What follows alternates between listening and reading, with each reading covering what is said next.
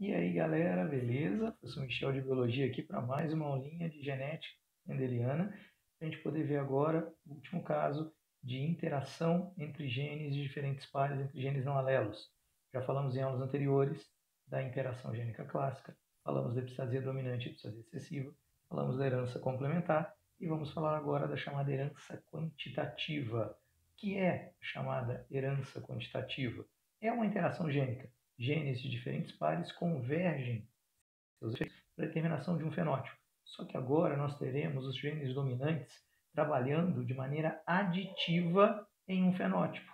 Esse efeito aditivo, a que nos referimos agora no enunciado, quer dizer o quê? Uma característica, um fenótipo agora, terá sua intensidade proporcional à quantidade de genes dominantes que o indivíduo apresenta. Então, quanto mais dominantes o indivíduo tiver, maior será o fenótipo que ele apresenta. Por exemplo, a altura. Quanto mais dominantes tiver, mais alto o indivíduo será, dentro daqueles pares de genes considerados. Quanto mais dominante ele tiver, mais escuro será a pigmentação da pele, ou mais manchas terá no corpo, ou mais folhas terá agora pelo caule, e assim vai. Então, nós vamos ver uma herança, também chamada herança multifatorial ou poligênica, na qual genes dominantes de vários pares de genes que se separam independentemente, têm segregação independente entre si, apresentam um efeito aditivo, um efeito de soma na determinação da intensidade de um fenótipo. Um excelente exemplo para nós, extremamente didático e que tem que ser agora descrito com calma, é a quantidade de melanina na pele, a pigmentação da pele humana. Quando os alunos questionam, quantas cores temos para a pele humana? Temos apenas uma, que a tinta é uma só. É a melanina, produzida nas células da pele conhecidas como melanócitos. Então, nós temos uma tinta. Nós podemos ter mais melanina ou menor quantidade de melanina. Então, o que varia é a tonalidade da pele. Podemos ter indivíduos com a pele mais clara ou com a pele mais escura. Nós teremos dois pares de genes com os alelos Azão e Azinho num par, Bzão e Bzinho no outro par. Quanto mais dominantes eu tiver no indivíduo, nesses dois pares considerados, mais melanina é produzida, mais escura será a pele. E aí, temos que tomar cuidado. O indivíduo sem dominantes, ele não terá melanina? Não, ele tem. O indivíduo duplo excessivo será o de pele branca, o caucasiano clássico, o europeu típico. Esse indivíduo tem melanina, mas tem pouco. Não me confundam com o indivíduo albino, que não produz melanina nenhuma. Existe um outro par de genes que determina se você produz melanina ou não. Se você produz, beleza. Esses genes que eu vou falar agora determinam quanto você produz. Este outro par, se você tiver o gene dominante, você produz. Se tiver o gene excessivo funcionando em dose dupla, você não produz e é albino. Então, é um outro par de genes diferente desses que eu vou mencionar agora. Perfeito. E aí, o que nós temos? Fazer um quadro comparativo agora para demonstrar isso corretamente. Então, o indivíduo chamado de branco, que tem a menor quantidade de melanina possível, ele seria agora duplo recessivo. Azinho, Azinho, Bzinho, Bzinho. Deixa eu até corrigir aqui um pouquinho, espessa demais a letra. Aqui um pouquinho. O indivíduo branco não apresentaria nenhum gene dominante. Seria duplo homozigoto recessivo. Se o indivíduo tiver um dominante, pode ser no primeiro par ou no segundo, pode ser um Azão ou um Bzão, tanto faz, que todos os genes têm a mesma capacidade aqui, ele será considerado agora como portador de um pouco mais de melanina, ele será definido como um lato claro. Ele pode ser Azão, Azinho, Bzinho, Bzinho, ou Azinho, Azinho, Bzão, Bzinho. Qualquer um desses casos, ele vai ter agora um gene dominante, a mesma quantidade de melanina produzida. Se o indivíduo tiver dois dominantes, pode ser 2As, Azão, Azão, Bzinho, Bzinho, ou 2Bs, Azinho, Azinho, Bzão, Bzão, ou um de cada, Azão, Azinho, Bzão, Bzinho. Qualquer um desses casos, ele terá mais melanina, ele será chamado de mulato médio. Se o indivíduo tiver três dominantes, podem ser 2As e 1B, ou 1A e 2Bs, ele será chamado de mulato escuro, representará mais melanina ainda. E o indivíduo de pele negra seria aquele com maior quantidade de melanina possível, teria apenas genes dominantes em seu genótipo, azão, azão, Bzão, Bzão. Mas cuidado, é claro que essas são as 5 categorias básicas. Eu posso colocar 2 indivíduos agora, lado a lado, que apresentam o mesmo genótipo, um deles tem um pouco mais de melanina do que o outro. Por quê? Porque o ambiente é um fator determinante.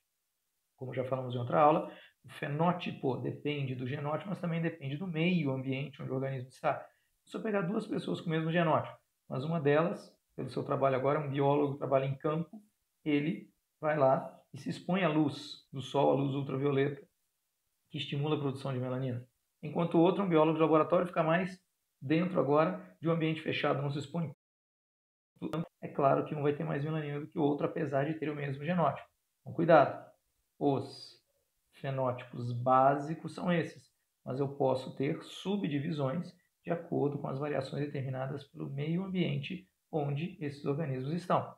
Fazendo agora uma colocação simples e direta, vamos ver um cruzamento hipotético entre indivíduos duplo heterozigóticos. Por quê? Porque esse é o tipo de exercício que aparece com frequência em vestibular, incluindo a primeira fase. E aí, você vai ter que fazer todo o cruzamento, fazer aquele enorme quadro de Punnett que eu vou mostrar aqui? Não. Se você guardar a proporção fenotípica que esperamos desse cruzamento, você pode agora rapidamente chegar à resposta do exercício.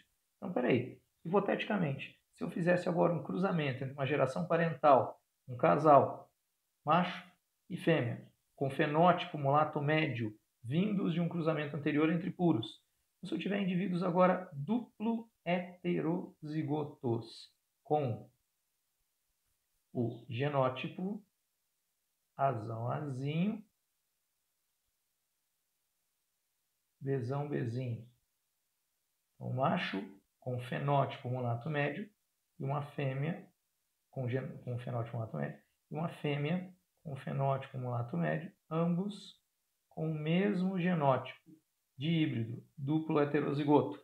Considerando que esses pares têm segregação independente, se separam independentemente da formação dos gametas, nós teríamos 4 tipos de gametas formados pelo pai, 4 tipos de gametas formados pela mãe. Azão, Bzão, azão, Bzinho, azinho, Bzão e azinho, Bzinho.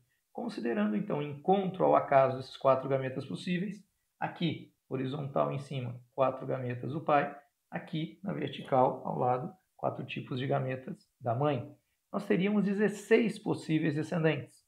Desses 16, quantos seriam negros? Azão, azão, Bzão, Bzão. Aqui em vermelho, apenas um entre os 16. Quantos seriam mulatos escuros? Nós teríamos agora 4 entre os 16. Teriam que ter 3 dominantes. Seriam os indivíduos marcados em verde.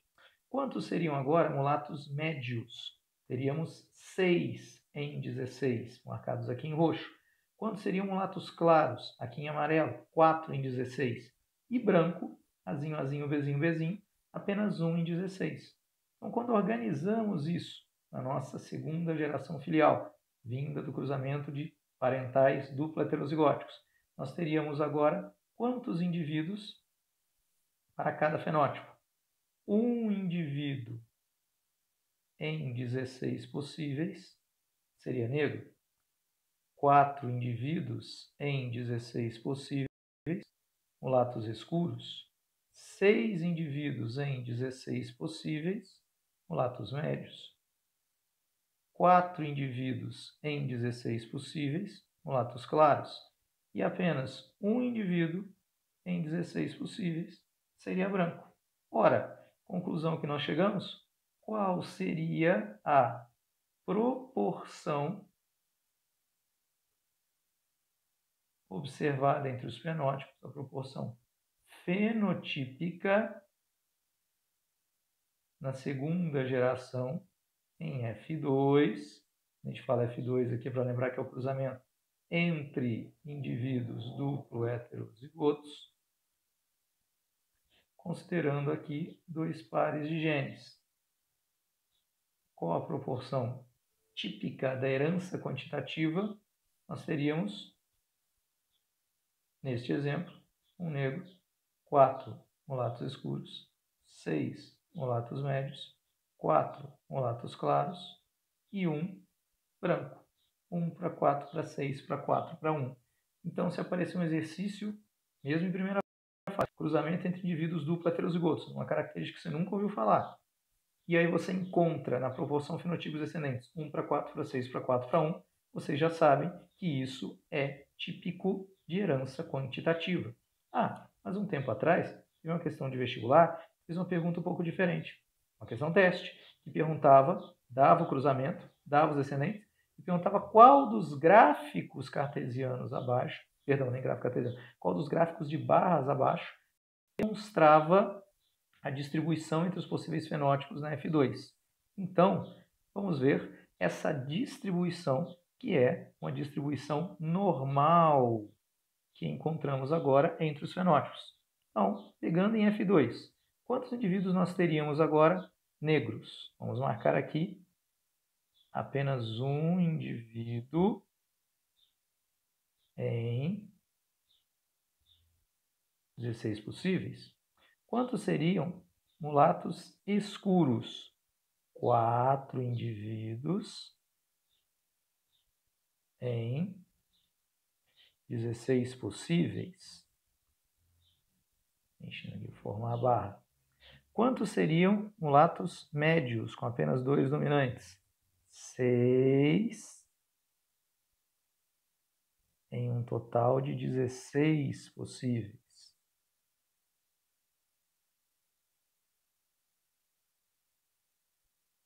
Quantos seriam mulatos claros, com apenas um dominante? 4 em 16.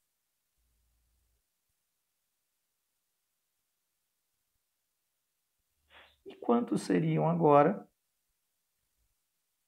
brancos, apenas com genes excessivos? Um indivíduo em 16 possíveis. Então, nós temos a proporção agora 1 para 4 para 6 para 4 para 1, demonstrada num gráfico de barras, que se fizermos a correspondência aqui, teríamos uma distribuição curva de Gauss, a distribuição normal.